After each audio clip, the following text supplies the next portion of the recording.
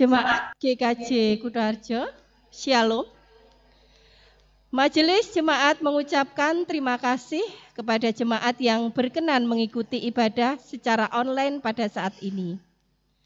Jika jemaat rindu memberikan persembahan, dapat ditransfer melalui rekening atas nama Bendahara GKJ Kutoarjo atau langsung ke kantor gereja pada saat jam kerja.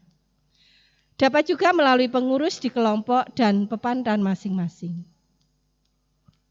Kita akan memulai ibadah kita. Jemaat dipersilahkan berdiri.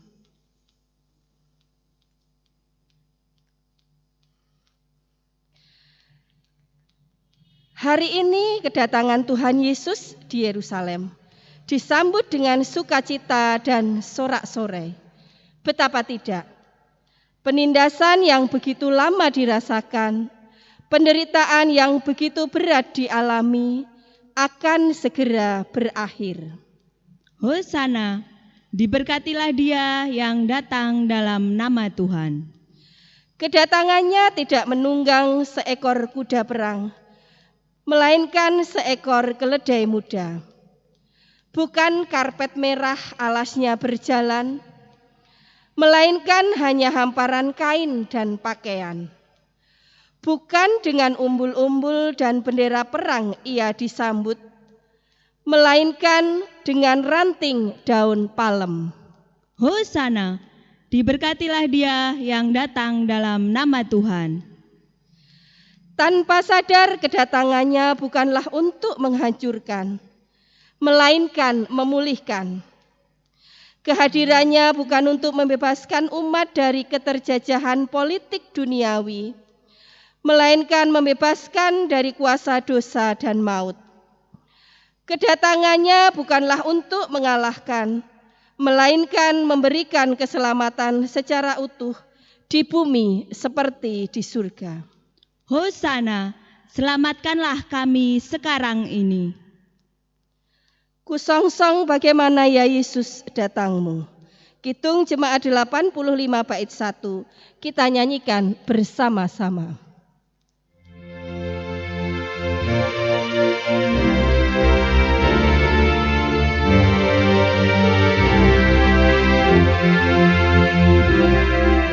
Songsong bagaimana Yesus datangmu. Kau terang menyalakan surya hidupku. Kiranya kau sendiri menyuluh jalanku, supaya ku yakini tujuan janjimu. Ibadah Minggu Palma ini kita sucikan dengan pengakuan. Pertolongan kita adalah dalam nama Tuhan, pencipta langit dan bumi, yang senantiasa setia dan tidak pernah meninggalkan perbuatan tangannya.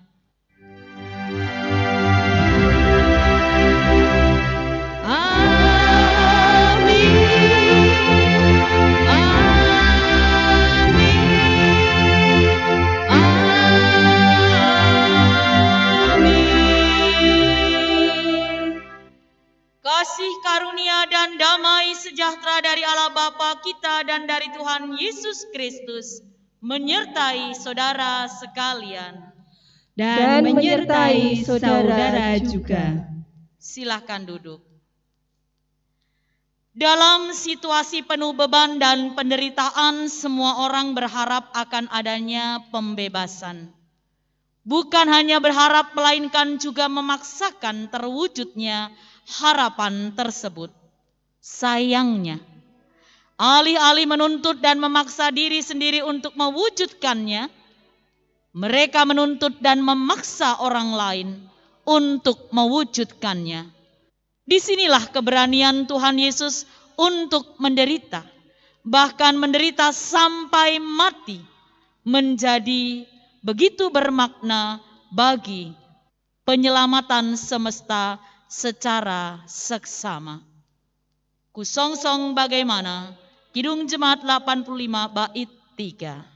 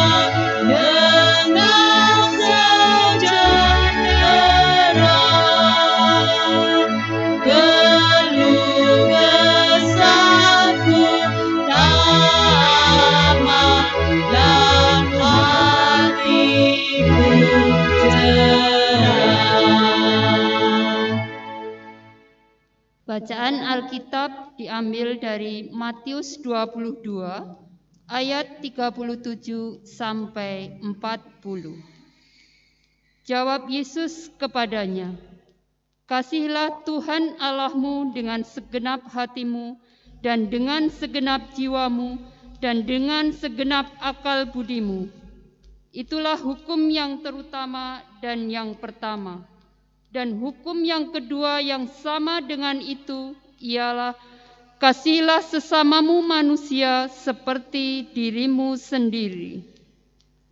Pada kedua hukum inilah tergantung seluruh hukum Taurat dan kitab para nabi. Teladan kasih yang begitu nyata telah dilakukan Tuhan Yesus melalui salib, kematian, dan juga kebangkitannya.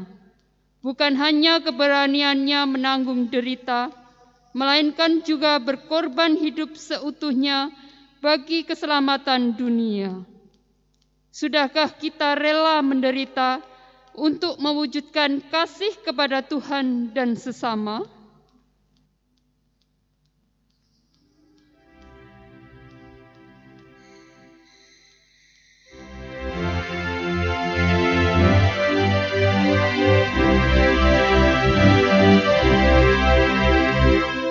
Memandang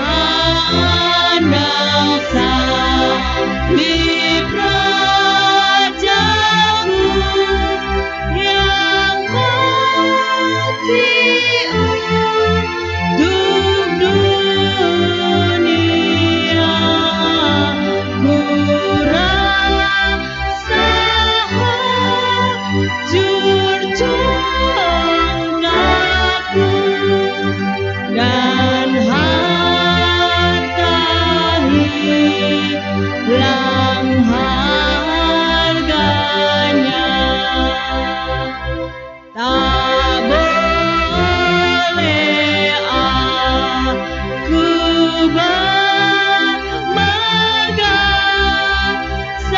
salam di dalam salibmu, ku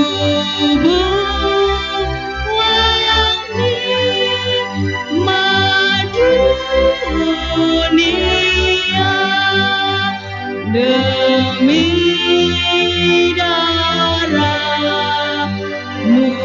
yang kudus. Jemaat dipersilahkan berdiri. Bagi setiap kita yang dengan sungguh-sungguh menyatakan dosa dan penyesalan di hadapan Tuhan, Tuhan berkenan menyatakan anugerah pengampunannya. Berita anugerah diambil dari Filipi 1 ayat 29. Sebab kepada kamu dikaruniakan bukan saja untuk percaya kepada Kristus, melainkan juga untuk menderita bagi Dia. makin dekat Tuhan. Kidung Jemaat 401 bait 1.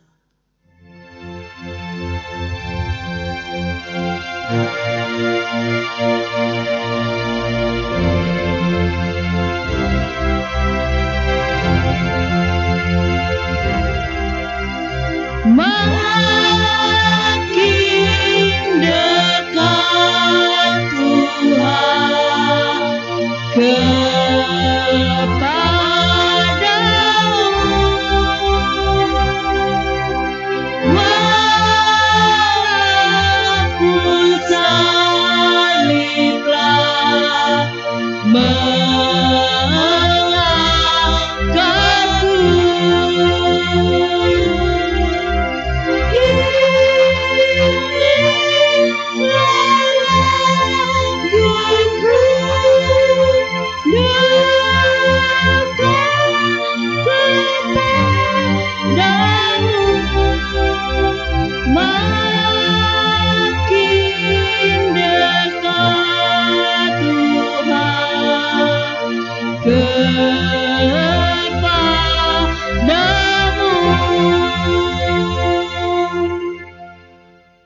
Mari kita berdoa.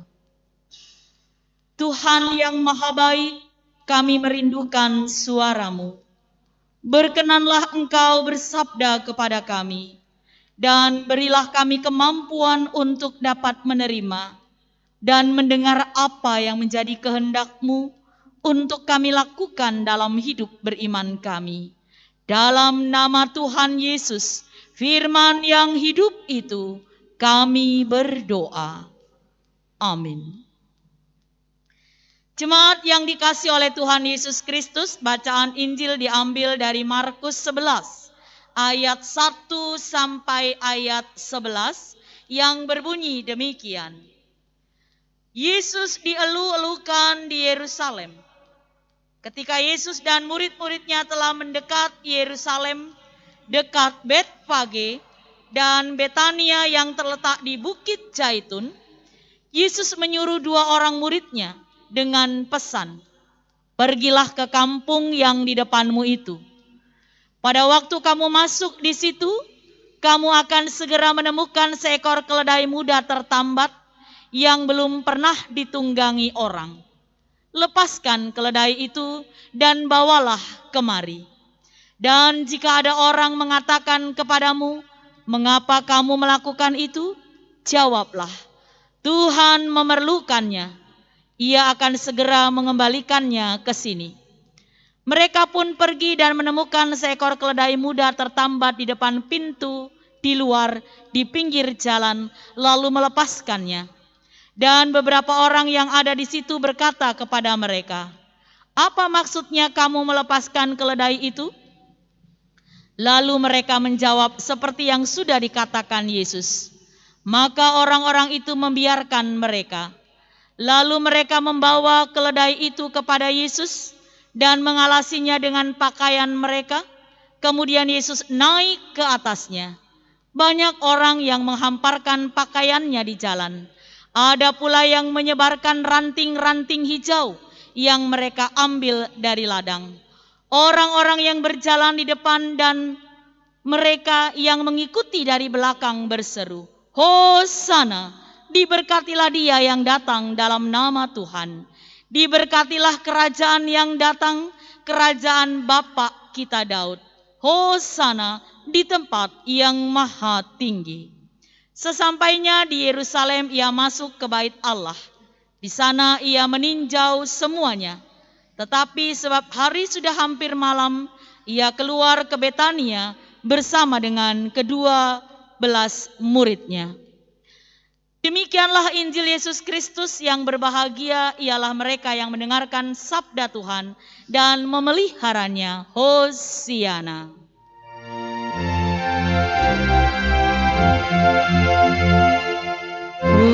Hosiana, Hosiana,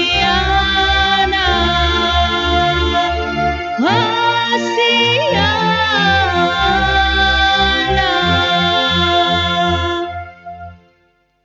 Jemaat yang dikasihi dan mengasihi Tuhan Yesus Kristus, Penyebar luasan COVID-19 yang semakin meningkat dari waktu ke waktu membuat kita bertanya, mengapa pembatasan sosial,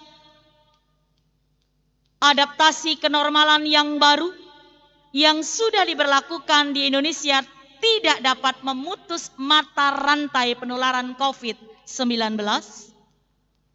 Jawaban sederhana yang dapat diberikan terhadap pertanyaan ini adalah dikarenakan belum adanya kepatuhan masyarakat terhadap regulasi yang diterapkan pemerintah. Rendahnya kepatuhan terhadap regulasi pemerintah ini bukan semata-mata persoalan sulit diatur, sakar PDW atau ndablek. Tetapi ini menyangkut juga perombakan tata kehidupan, tata nilai kehidupan bagi masyarakat komunal dengan motonya mangan ora mangan anggene ngumpul, keterasingan, keterpisahan, isolasi, karantina merupakan penderitaan tersendiri. Bagi masyarakat yang menjunjung tinggi bakti kepada orang tua dengan mikul dhuwur mendem jero, tidak sowan kepada orang tua saat hari raya, atau dilarang bepergian jauh adalah dosa. Tidak bancai orang tua yang meninggal adalah keliru. Melacak riwayat kontak pasien COVID-19 adalah tabu. Tidak saling mengenal dan bertegur sapa karena menggunakan masker adalah tidak sopan. Tata nilai seperti ini adalah kemudian menjadi atau mempersulit pemberlakuan pembatasan sosial dan kenormalan yang baru. Agar pembatasan sosial dan kenormalan baru dapat diterapkan, diperlukan perubahan tata nilai kehidupan. Saudara-saudara yang dikasihi oleh Tuhan, demikian halnya dengan pemahaman mesianik yang dipahami oleh bangsa Yahudi pada waktu itu. Mesias dipahami sebagai manusia super yang mampu membebaskan mereka dari penjajahan bangsa Romawi. Dialah nanti yang akan mengembalikan kejayaan kerajaan Israel seperti pada zaman Daud. Maka wajar bila teriakan sambutan yang digemakan pada saat Yesus mengendarai keledai masuk Yerusalem, Hosana, yang berarti Tuhan selamatkanlah kami. Hai yang maha tinggi, berkatilah kami. Alih-alih menyetujui dan mengiyakan harapan mesianik tersebut, kedatangan Tuhan Yesus ke Yerusalem justru berbeda dengan niat dan harapan orang pada waktu itu yang mengharapkan mereka bebas dari kerajaan Romawi. Saudara-saudara yang dikasihi oleh Tuhan Yesus Kristus, kedatangan Tuhan Yesus ke Yerusalem menjelang Paskah dengan mengendarai seekor keledai muda menyiratkan bahwa satu, kehadirannya penuh dengan kelemah lembutan dan damai. Jauh dari kesan konflik dan konfrontatif. Yang kedua, dengan seekor keledai muda yang digunakan untuk mengangkat beban menyiratkan bahwa beban dunia, beban dosa yang ada akan dipikulnya dan dia akan bertanggung jawab terhadap beban itu. Yang ketiga, beban dosa itulah yang akan dilarung, diruat dalam dirinya dengan kematiannya. Dia menjadi domba Paskah yang dikorbankan untuk menghapus dosa dunia melalui kesengsaraan dan kematiannya di kayu salib. Salib yang mengubah kematian menjadi kehidupan, yang mengubah ketakutan menjadi keberanian, yang mengubah keputusasaan menjadi harapan, mengubah penderitaan menjadi keselamatan. Berani menderita adalah keniscayaan mewujudkan salib.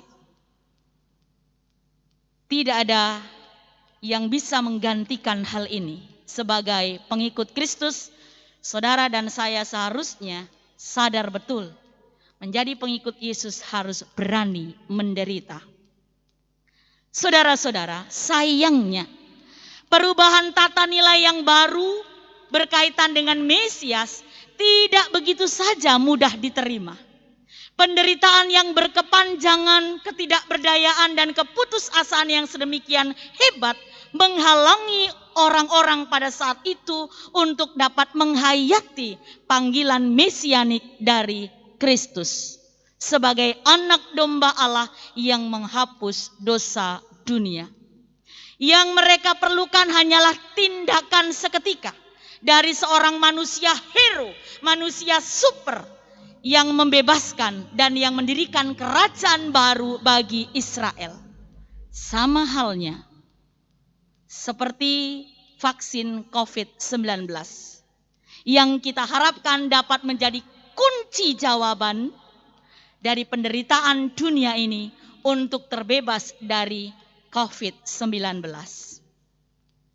Saudara-saudara yang dikasihi oleh Tuhan, sungguhkah dengan ditemukannya vaksin COVID-19 dunia bisa diselamatkan? Di tengah kontroversi plus minus vaksinasi massal COVID-19, perubahan atau perkembangan mutasi virus yang terus terjadi, maka kecil kemungkinan vaksinasi menjadi kunci jawabannya.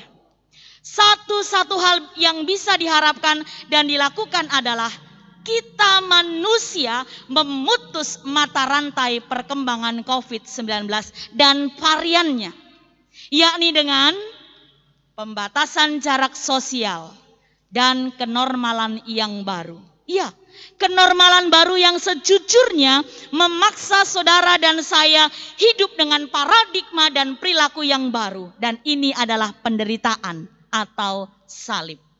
Siapa yang tidak menderita dilarang kumpul-kumpul bahkan dengan keluarga sendiri.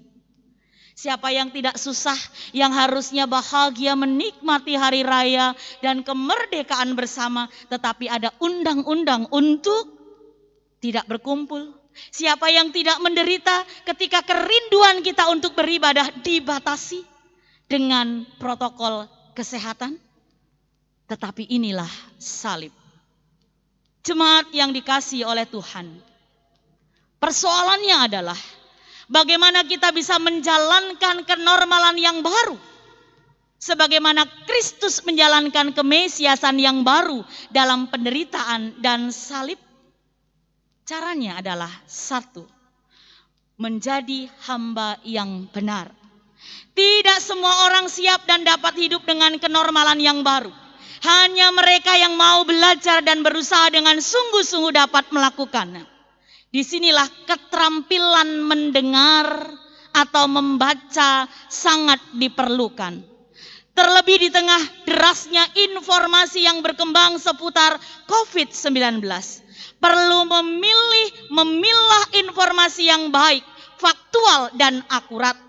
Setelah kemudian kita belajar untuk mengapresiasikan, menaatinya apapun itu. Bukan sebaliknya, dapat informasi secuil, merasa paling oke ketika meneruskan kepada orang lain, padahal kebenarannya belum tentu. Jadi sekali lagi menjadi hamba yang belajar. Itulah cara yang pertama. Yang kedua, menggalang kebersamaan. Betapapun kita adalah batu yang dibuang oleh tukang bangunan dan telah menjadi batu penjuru, sendirian tidak akan mungkin terwujud sebagai sebuah bangunan. Oleh sebab itu kebersamaan dalam saling mengucap syukur dan berkat keselamatan itu sangat diperlukan. Tidak berkumpul, tidak bertemu secara tatap muka bukan berarti bekerja sendiri. Ada banyak fasilitas yang disediakan untuk kita mampu tetap terhubung satu dengan yang lain. Sehingga kita bisa menjalin kerjasama. Tidak harus berkumpul secara fisik. Yang terakhir, berani menderita. Sebagaimana Kristus yang tidak hanya mengubah paradigma baru, pikiran baru tentang kemesiasan melalui ajaran yang disampaikan, melainkan dengan penuh ketaatan mewujudkan kemesiasan yang baru melalui penderitaan. dan ditanggung semuanya oleh Dia. Untuk menyelamatkan dunia, Dia rela, berani menderita. Ini bukan berhenti pada teori, karena kita tahu bahwa Dia memberi teladan yang luar biasa. Jika kita tidak mampu atau tidak berani untuk menderita, maka apa yang kita harapkan akan menjadi sia-sia. Jemaat yang dikasihi oleh Tuhan Yesus Kristus, Minggu Palmarum yang boleh kita hayati dan rayakan hari ini bersama mengingatkan kita atau menjadi pengingat bagi kita betapa keberanian Kristus untuk menderita di kayu salib menjadi keniscayaan bagi penyelamatan dunia. Itulah satu-satunya jalan yang harus dilakukan. Melalui penderitaan dan kematiannya, Yesus telah menjadi manusia Paskah yang mengubah kematian menjadi kehidupan, keputusasaan menjadi pengharapan, ketakutan menjadi keberanian, penderitaan menjadi keselamatan. Demikian halnya dengan kita. Untuk dapat menjadi manusia Paskah, diperlukan keberanian untuk menderita. Bukan saja menderita karena penerapan jarak sosial atau kenormalan yang baru, tetapi juga menderita karena pola hidup yang menempatkan keselamatan bersama di atas nilai sopan santun. Jangan takut tidak dianggap sopan karena tidak berkumpul, karena tidak datang dalam undangan perkawinan yang melibatkan begitu banyak orang. Karena itu berarti saudara dan saya merawat kehidupan. Ini yang disebut dengan tatanan baru, kenormalan baru. Bakti dan hormat terhadap sesama tidak harus dilakukan dengan kontak fisik. Hanya dengan keberanian menderita seperti ini, rantai penularan COVID-19 dapat diputus. Sebagaimana Kristus yang rela menderita dan mati agar supaya manusia beroleh hidup dalam keselamatan secara utuh. Beranikah kita menderita dalam penerapan protokol penanggulangan COVID-19? Ini adalah langkah nyata ketika saudara dan saya merayakan rangkaian perayaan Paskah memasuki Minggu Palmarum. Selamat berjuang, Tuhan memberkati. Amin. Bersama dengan umat Tuhan dulu, kini, dan sepanjang segala masa, marilah kita meneguhkan kembali pengakuan iman kita menurut pengakuan iman rasuli. Aku percaya kepada Allah Bapa yang Maha Kuasa, Khalik langit dan bumi, dan kepada Yesus Kristus anaknya yang tunggal Tuhan kita, yang dikandung daripada Roh Kudus, lahir dari anak darah Maria, yang menderita di bawah pemerintahan Pontius Pilatus, disalibkan, mati dan dikuburkan, turun ke dalam kerajaan maut. Pada hari yang ketiga bangkit pula dari antara orang mati, naik ke surga, duduk di sebelah kanan Allah Bapa yang Maha Kuasa, dan akan datang dari sana untuk menghakimi orang yang hidup dan yang mati. Aku percaya kepada Roh Kudus, gereja yang kudus dan am, persekutuan orang kudus, pengampunan dosa, kebangkitan daging, dan hidup yang kekal. Jemaat yang dikasihi oleh Tuhan, kita akan bersama-sama masuk dalam doa syafaat. Kita berdoa. Allah yang Maha Pemurah, terima kasih untuk sabda-Mu. Ajar kami untuk dapat melakukannya dalam hidup kami. Kami mengaku dalam perjuangan kami, kesenangan, kebahagiaan, kemudahan yang kami perjuangkan. Jika hari ini Tuhan menegur dan mengingatkan kami untuk berani menderita, ajar kami untuk dapat memperjuangkannya. Agar apa yang menjadi persoalan bangsa kami, bahkan dunia, boleh sedikit demi sedikit berakhir karena kesadaran dan tanggung jawab kami sebagai murid-murid-Mu.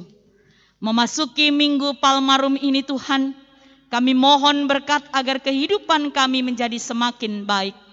Berkati kami sebagai pribadi, keluarga, bahkan gerejamu ini, dan bangsa serta negara. Agar setiap kami mampu menjalankan peran kami dengan baik. Kami memohon berkat kesembuhan bagi mereka yang sedang sakit. Kiranya Tuhan memberikan kesembuhan. Kami juga mohon berkat bagi anak-anak kami dalam pertumbuhan, dalam belajar, pergaulan, dan perjuangan mereka mencari pekerjaan dan pasangan hidup. Kami juga mohon berkat bagi program pelayanan di gerejamu. Demikian juga bangsa dan negara kami.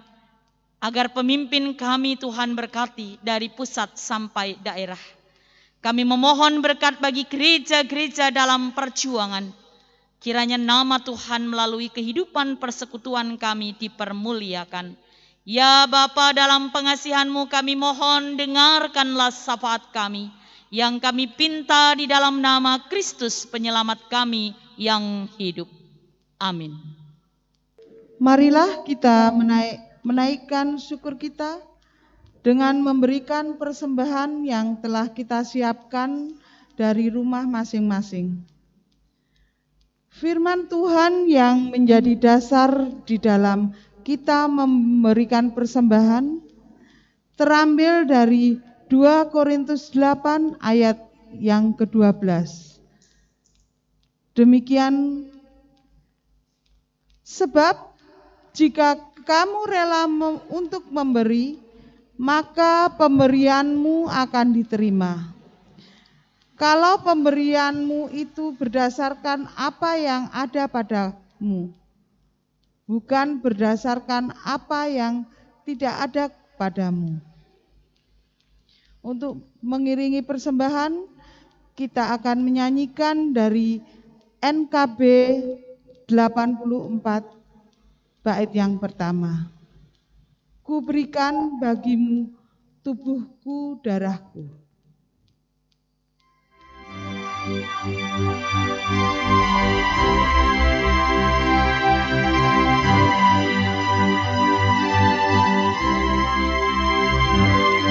Ku berikan bagimu tubuhku, darahku. Engkau pun ku tebus selama jiwamu. Bagimu ku beri hidupku, apakah balasmu? Bagimu ku beri hidupku, apakah balasmu? Marilah kita bangkit berdiri, kita akan memberikan persembahan kita kepada Tuhan. Mari kita berdoa. Sekarang yang Allah kami bersyukur kepadamu dan memuji nama-Mu yang agung itu. Sebab siapakah kami sehingga kami mampu memberikan persembahan sukarela seperti ini? Sebab daripadamu-lah segala-galanya, dan dari tangan-Mu-lah sendiri persembahan kami yang kami berikan kepadamu. Kami berdoa dalam nama Tuhan Yesus Kristus yang telah mengajar kami berdoa. Bapa kami yang ada di sorga, dikuduskanlah nama-Mu, datanglah kerajaan-Mu, jadilah kehendak-Mu di bumi seperti di sorga. Berikanlah kami pada hari ini makanan kami yang secukupnya, dan ampunilah kami akan kesalahan kami, seperti kami juga mengampuni orang yang bersalah pada kami. Dan janganlah membawa kami ke dalam pencobaan, tetapi lepaskanlah kami daripada yang jahat. Karena Engkaulah yang punya kerajaan dan kuasa dan kemuliaan sampai selama-lamanya. Amin. Jemaat yang dikasihi oleh Tuhan, kita akan kembali ke tempat kita masing-masing dan kita nyanyikan nyanyian kepengutusan dari Kidung Jemaat 370 bait yang pertama. Ku mau berjalan dengan juru selamatku.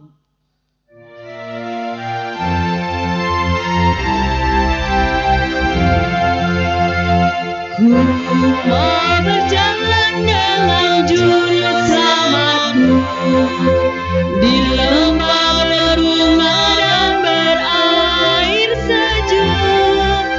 Ya kemana juga aku mau mengikutnya, sampai aku tiba di negeri bakal.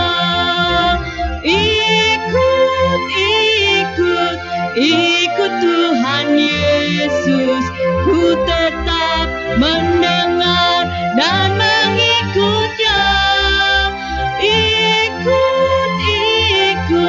Ikut Tuhan Yesus, ya kemana juga ku mengikutnya. Saudara-saudara, pulanglah dalam sukacita karena mengingat sabda Tuhan dalam Roma 8 ayat 17b. Jika kita menderita bersama-sama dengan Dia, supaya kita juga dipermuliakan bersama-sama dengan Dia. Beranilah menderita dan jalanilah hidup dalam rasa syukur untuk melakukan panggilannya. Tuhan mengiringi hidup saudara dengan berkat-Nya. Arahkanlah hati saudara kepada Tuhan. Kami mengarahkan hati kepada Tuhan. Jadilah saksi Kristus. Syukur kepada Allah, Terpujilah Tuhan. kini dan sepanjang segala masa. Dan Allah sumber segala kasih karunia yang telah memanggil saudara dalam Kristus kepada kemuliaannya yang kekal akan melengkapi, meneguhkan dan menguatkan serta mengokohkan saudara sesudah saudara menderita seketika lamanya. Ialah yang empunya kuasa sampai selama-lamanya. Amin.